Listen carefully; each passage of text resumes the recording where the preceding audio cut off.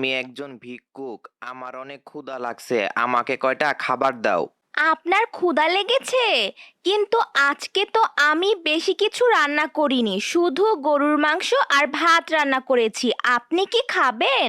হ্যাঁ মা, যা আছে দাও, তাই খাবো। এই যে নেন খাবার।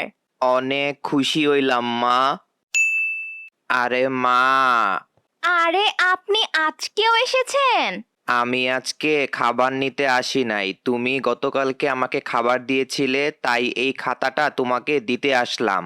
এইটা কিসের খাতা? আমি চলে যাওয়ার পর খুলে দেখো। ভিক্ষুক চাচা কিসের খাতা দিয়ে গেল এটা? আচ্ছা খুলে দেখি।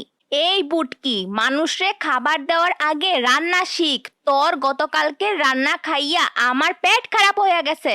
কি? এই ভিক্ষুক বেটা আমার রান্নার এমনি অপমান করলো? আর জীবনে আমি কোনোদিন কাউরে আমার রান্না খাওয়াবো না।